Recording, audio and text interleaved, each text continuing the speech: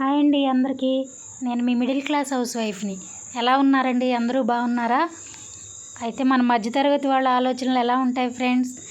మనం చిన్నప్పుడు మనకు కావాల్సినవి అన్నీ దొరకలేదు, అలా నా పిల్లల్ని పెంచకూడదు, వాళ్ళకి కావాల్సిందంతా కొని పెడతా, వాళ్ళకి నచ్చింది చేస్తూ ఉండాలి అన్నట్లు ఉంటాయి కదండి.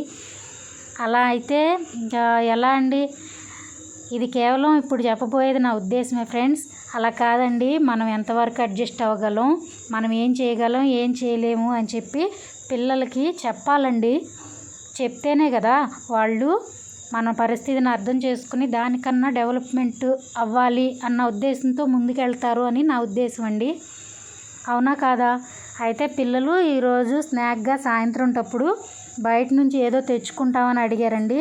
నేను అలా కాదు అని చెప్పి ఇంట్లో ఉన్న దోస పిండితోనే మన గార్డెన్లో ఒక గుప్పెడు పొన్నగంటి కూర వస్తే అది కోసుకొచ్చి కొద్దిగా కరివేపాకు, ఉల్లిపాయలు, పచ్చిమిరపకాయలు, కొద్దిగా ఉప్పు, కొద్దిగా జీలకర్ర అన్నీ వేసి మిక్స్ చేసి దోసపిండితో ఒక చిన్న దిబ్బరొట్టులాగా వేసి పిల్లలకి ఇచ్చాను ఫ్రెండ్స్.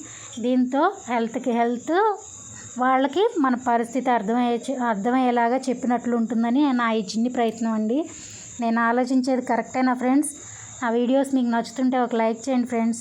మన ఛానల్ని సబ్స్క్రైబ్ చేసుకోండి. నాకు సపోర్ట్ చేయండి ఫ్రెండ్స్. అప్పుడే కదా నాకు ఎంతో కొంత మీ నుంచి సపోర్ట్ దొరుకుతుంది.